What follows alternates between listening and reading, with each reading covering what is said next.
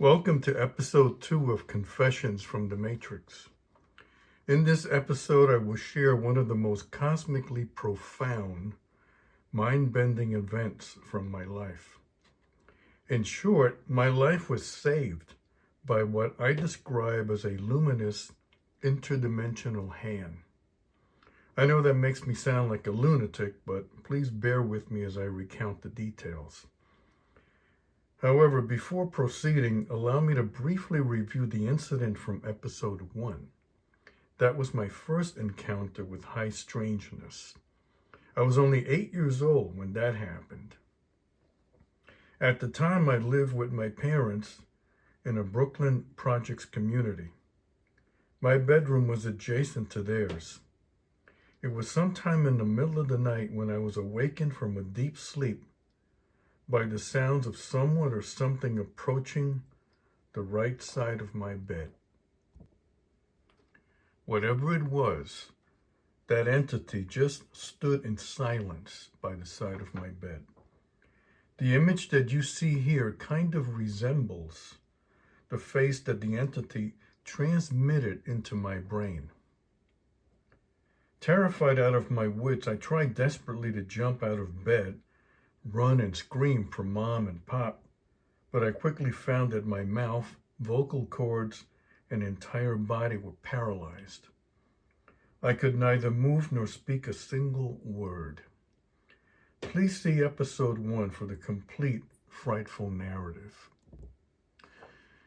Now, before you declare that this is nothing more than a typical alien abduction or shadow people visitation, I assure you that what happened to me has nothing whatsoever to do with either of those phenomena.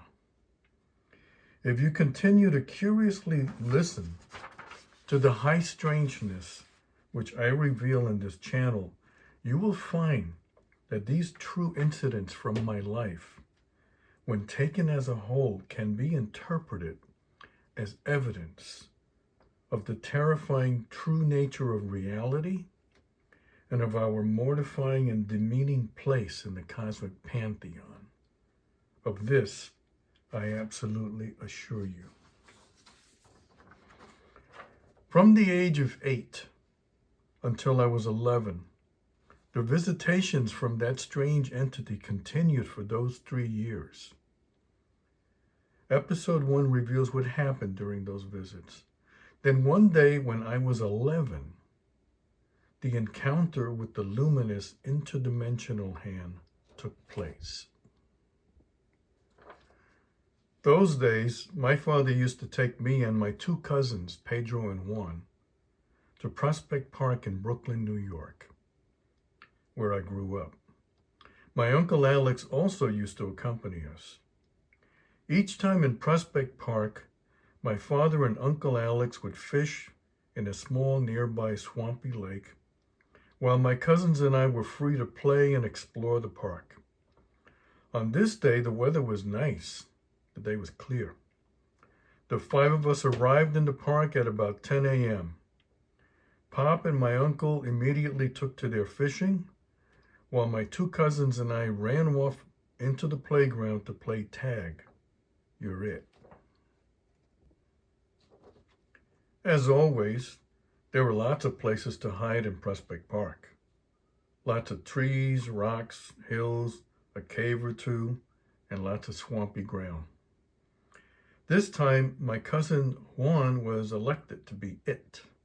That meant that he had to cover his eyes and count to 25 while Pedro and I ran off to hide. In the distance, I saw a batch of tall, thick shrubbery. I ran off to hide inside them. When I first saw the shrubbery, I just assumed that it was very thick, that there was lots and lots of it.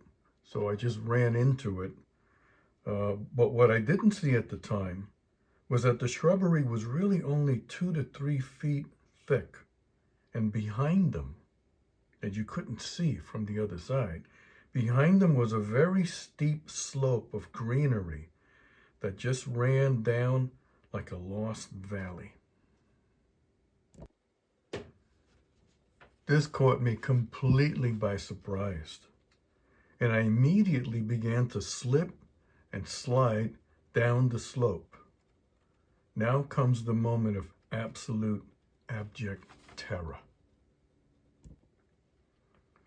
I continued to slide down on that grass, and the bottom of the slope brought me to a cliff, similar to what you see in this image.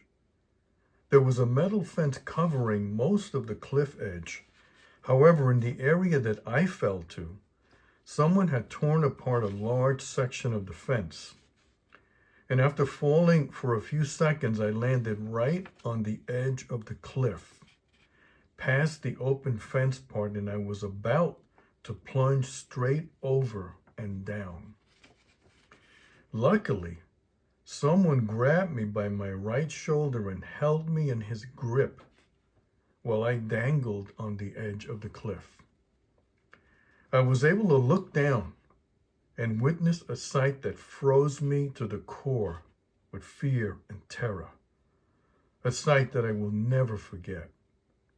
The fall from the cliff was a good 30 to 40 feet straight down onto one of the local highways. With eyes wide open in terror and my brain and body in utter shock, on the highway below, I saw dozens of cars and trucks speeding in both directions. If I was to fall, I would have been splattered across the highway concrete and doubtless run over instantly by dozens of cars and trucks. For several seconds, I dangled on the cliff edge, apparently held safely by some unknown stranger who had come to my aid and was gripping my right shoulder, preventing me from falling. As I continued to stare at the sheer drop and the speeding traffic down below, I regained some of my movement, and I began to slowly turn my head to see who it was that saved my life. Who was it that held me by the shoulder? However, as I stared, to my mind-numbing shock, there was no one there. I stared and saw no one standing behind me. No one except for the faint outline of what looked like an almost invisible, luminous, single hand that hung suspended in the air, grabbing me by the shoulder. Suddenly, the hand began to pull me up, ever so slowly, back up the slope to the top and to safety. And I just stared, feeling the grip of the hand on my shoulder, but seeing nobody there. Now, as it pulled me up, I kept my head turned back and continued staring at what was essentially no one. And as I said, I clearly felt the grip of the hand on my right shoulder. It pulled me all the way back up. The fact that I felt the grip of the hand but could see absolutely nothing just totally freaked me out. Finally, when I reached the top of the slope, the luminous hand pulled me into the shrubbery and through to the other side, to level ground, where it abruptly let me go. It released the grip on my shoulder and then just disappeared. The 11-year-old me was left there utterly stunned and shocked. I stood motionless for several minutes, trembling, trying to comprehend what had just happened. Then I heard the voices of my cousins who had been looking for me. So I ran out of the bushes and rejoined them. For the next 10 years after that, I told no one about what had happened to me in Prospect Park for fear of ridicule. However, that same ghostly, luminescent hand appeared to me and saved my life on 2 more occasions before I was 21 years old. But those incidents are for future episodes. There have been hundreds of incidents of high strangeness in my life.